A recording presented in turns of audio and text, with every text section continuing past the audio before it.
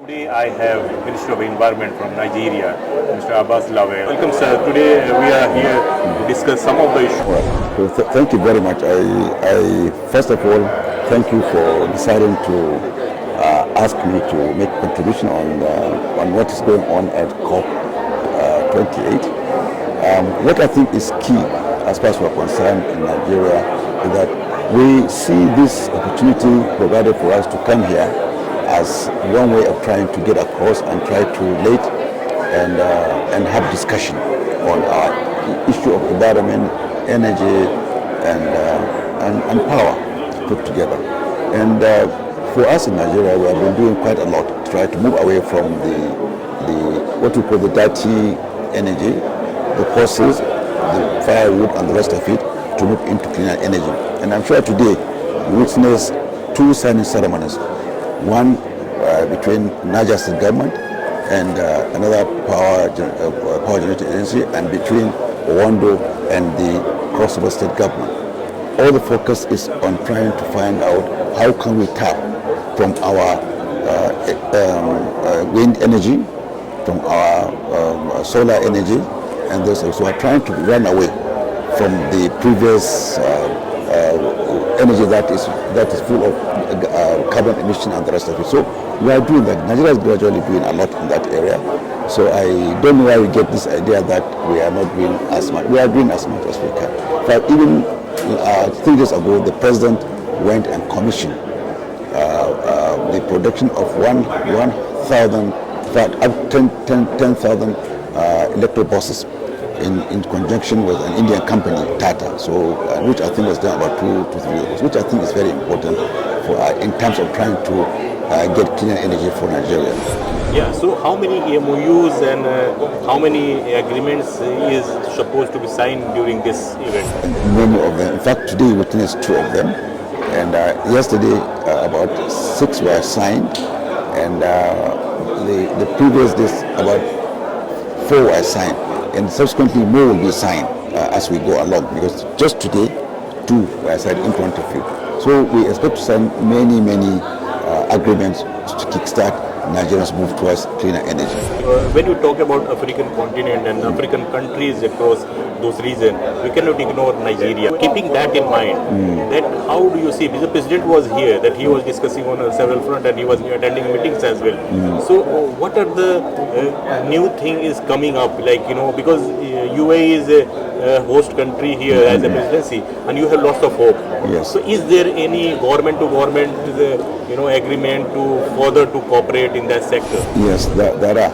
First of all, you raised one issue that I think is very close to my heart. That's the leadership of UAE. And I was very much carried away by the speech of the current COP president, where he made very strong commitments in trying to move COP forward. Most of the agreements that were not fulfilled, right from the Paris COP up to this moment, he promised to push them forward. And incidentally, the president of Nigeria, the last thing he did was sign an agreement with the UAE, with the president. 2 presidents met and an agreement was signed. So I feel that Nigeria is moving very fast, and we are keen about trying to make the best of why we're here. And even the president himself, like I told you, was part and parcel of signing an agreement between him and the president of UAE about 2 days ago. So I feel that we are there. We are getting there gradually. And coming back to your country, being a Minister of Environment, yes. How do you see that? What are the policies, that new policy you are looking forward to control those kind of backlogs, or to bring more investors in that sector as well? Well, I think we've been talking with a lot of investors. Like I said, we are looking at about 4-5 different policy angles. Number one, we have serious issue of desert coming into Nigeria from the north, and we have very serious issues of erosion from the coast. And within the middle, we have serious issues of gallic erosion, that is erosion that has been eaten away the roads and the rest of it. And also, we have very serious issues of a particular region, which I'm sure Lake Chad, which is one of the largest portion of water in Africa. It's almost dry. Okay. It's dry. And there are several cases of flood. over the place. So that's why we are keen into the issue of adaptation, trying to get us to adopt all these issues that are confronting us, but also look at mitigation. How do we mitigate all these things? But while we are here, what we are going to push strongly is the issue of loss and damage, which I think is key to why most of us are here. Because most of the issues that we are confronting with climate is not essentially our making. It is the developed world that have the capacity to generate all those emissions that we're talking about. Ours is not handle there. So we are here to achieve as much as we can from all the angles that you see. That's why I found there are a number of people that are engaged in many negotiations around many sectors of the economy. So I think we are good in that. So, in last 2 days that we are here, you have been also witnessing that the issue of unnecessary issue, I can say, because the largest delegation from Nigeria.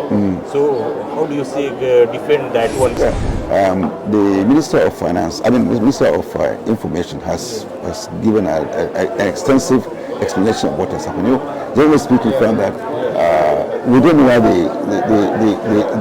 the whole thing was digressed from the main issues to what you think is. So to me, it's just a question of diversion, which I think has been addressed by the Minister of Information. Yeah, important question I want to highlight, especially for the businessman. All right. When you think about, to bring the investors, attract the businessmen, what are the key points that you should you'd like to share with them that they can be more confident about investing in Nigeria?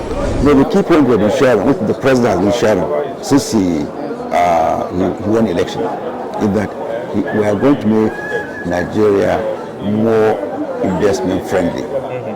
We are going to remove all the obstacles, all the issues that makes business difficult in Nigeria. That's why we are concentrating more on this ease of doing business in Nigeria, trying to remove all the obstructions that makes business. So Nigeria will open up. We'll try to encourage investment. We'll try to make sure investors are protected and all that. That's what we're trying to do, because we feel that the regime of investment has not been very dynamic in Nigeria. So we're trying to make it more dynamic now. We're trying to remove all the encumbrances that make business difficult in Nigeria. So that's why we feel that we are going to encourage investors to come in. We will allow them to come in.